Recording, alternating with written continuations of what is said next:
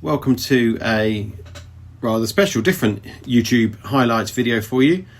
This is the under-16s in the Sussex Junior Cricket Festival final against Preston Nomads. Having won their 3 group games during the week, Worthing had earned themselves a place in this excellent event. Big thanks to Middleton, who hosted both the clubs for the day. Lovely place to play cricket, as I'm sure many of you will know. Worthing started the day well. Captain Ollie Kay won the toss and elected to have a bowl.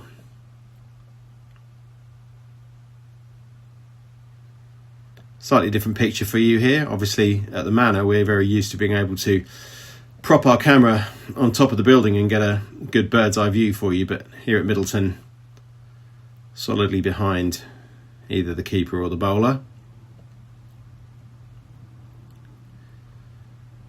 So Joseph Clapp, Ed Middleton opening the bowling.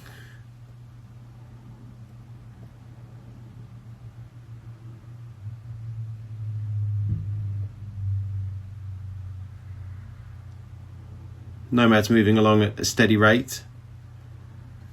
Lovely ground, lovely pitch for the day. Not the largest of boundaries, so relatively simple to send the ball over the rope with a decent shot. This was a simple 40 over win or lose game, unlike the rest of the week where obviously both teams were looking to take 10 wickets to pick up the maximum points, which Worthing had done.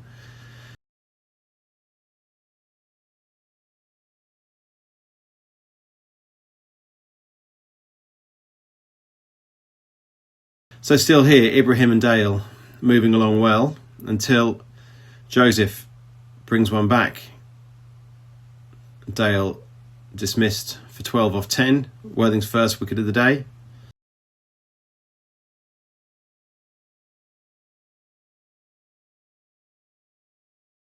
As this is junior cricket, more bowling restrictions than we're used to seeing them on a Saturday, even though obviously most of these players will be familiar to you. So first change from the pavilion end, Ollie Baker coming on. And being economical as normal, but still the Nomads 50 ticks up.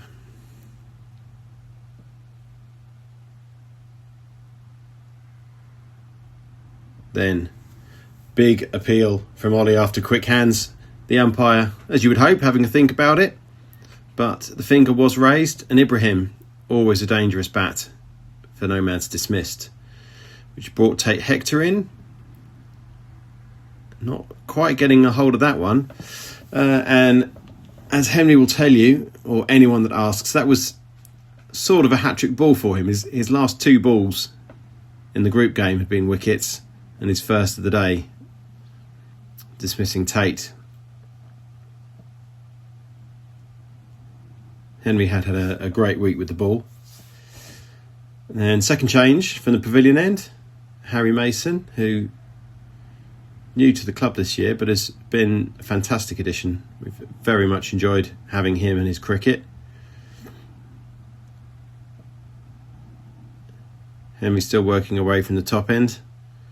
Example there of how it was relatively simple to hit a boundary with a well-placed shot. Hewitt here, who was scoring at a reasonable pace, sending the ball up and over and out.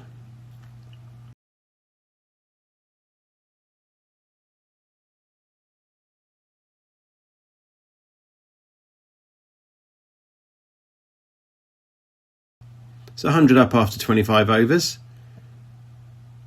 Probably actually a score that Worthing wouldn't have been too upset about. It did look like a wicket which had runs in it,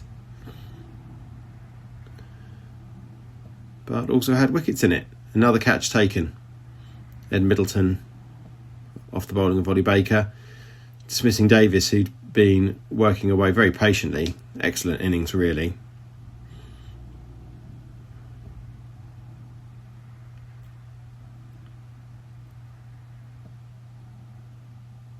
Hewitt still scoring well. Any pitch, any game, run a ball is good cricket.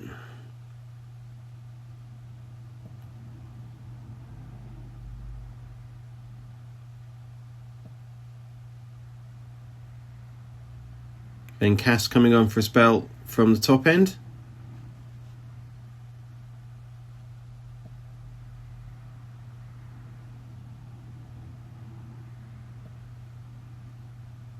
And that one bizarrely bouncing way up and over Harry Clapp's head out in the field. This one, however, headed straight to William. Good hands. He's been excellent in the field with his catching this season, so I'm sure Ben would have been pleased to see that one heading his way. Then Ollie Baker, another catch from Harry Mason's bowling.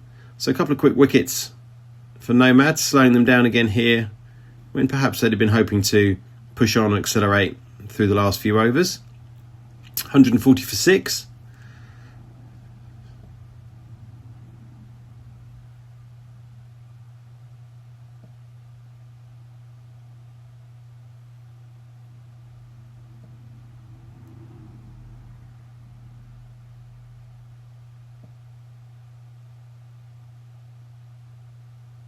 Then Harry Mason coming from the top end, Ed Middleton from the pavilion end.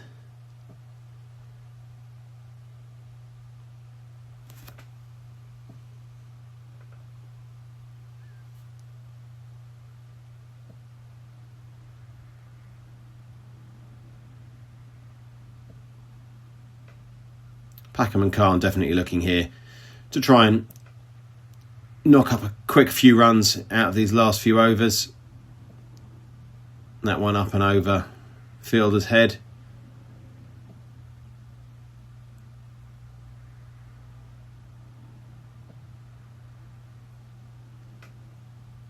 In the 39th over though, and delivery from Ed just a bit too good for Khan, who had scored quickly, boosted Nomad's score quite well. Then last over, Packham looking to grab a quick run, being sent back. Ben, nice quick accurate throw at the stumps.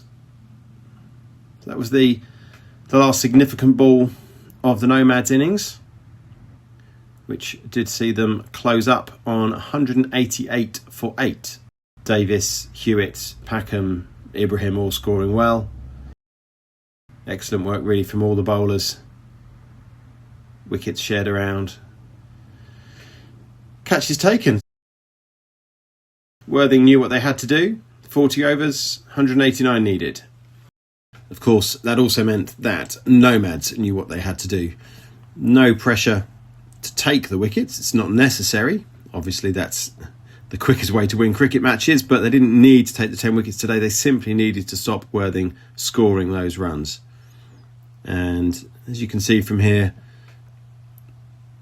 some sensible, pragmatic fielding position from Nomads, protecting that boundary. So Worthing able to find the gaps at times, obviously, but not scoring at quite the rate they need to,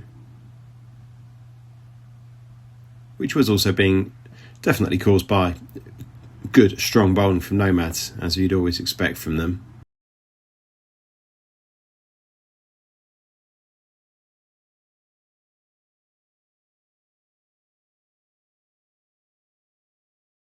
Then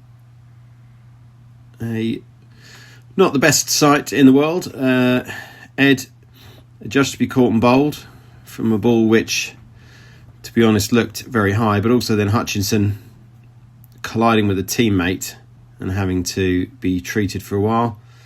Then Ollie follows fairly swiftly afterwards, looking to speed the rate up, but getting a bit up and under on that one. Toby and Ollie also then follow pretty quickly, bowling spin from the top end, sending balls up in the air. So Worthing quite swiftly from a reasonable start, falling to 64 for 4. Then 66 for 5. As sharp work in the field sees Ben Cass run out for nothing.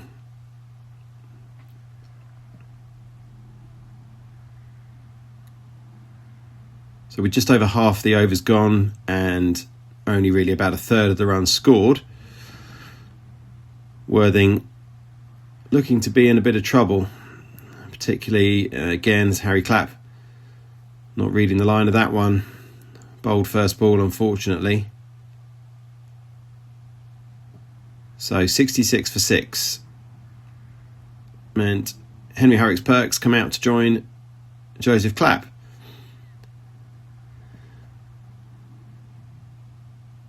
And Henry seemed to have his eye in today.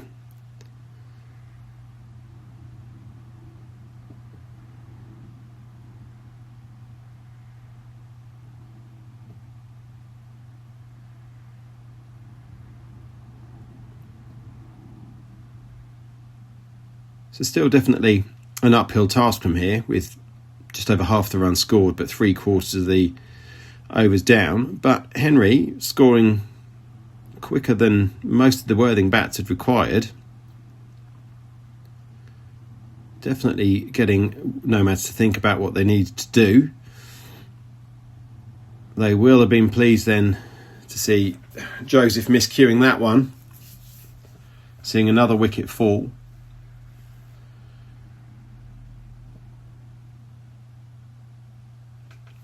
That dismissal, though, brought Rory Rees to the crease. And across some of the junior games, we have seen Rory score quite quickly. He's a powerful bat. So he and Henry showed themselves to be a good combination here.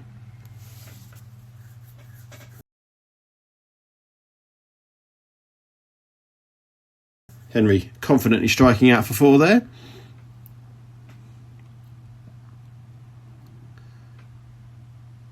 And Rory, short step towards the ball and big 6 straight down the ground.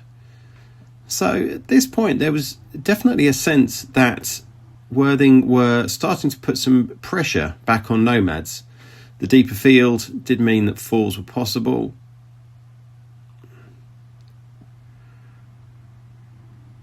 Rory, though, not quite getting a hold of that one, and unfortunately off camera, but it was a simply fantastic catch to dismiss him.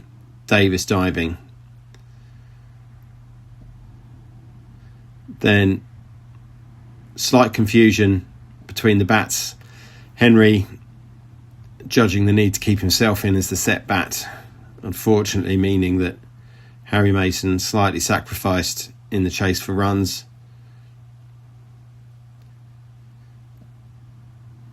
And the Worthing innings did finish as William came out having to face the Nomads opening bowlers who had returned, as they definitely felt the need to get on, move on and take the wickets rather than risk Worthing perhaps pushing on and catching up. So unfortunately a loss for Worthing in the final. Batting, excellent innings from Henry. Excellent start from Ollie and Ed. Had they not had slightly unfortunate wickets, I suspect they would have been able to push on and move Worthing forwards. As I did say earlier on, Nomad's bowling is very strong, so they did win by 52 runs. It was an excellent day out. Thanks again to Middleton for having us there. Thanks to the Sunshine for coming along, and people that came to support. We are very proud of the 16s for this achievement. It's not easy to get to a festival final. They did brilliantly to get there, and we look forward to seeing more of them next season as they progress in our adult teams. Thanks for watching.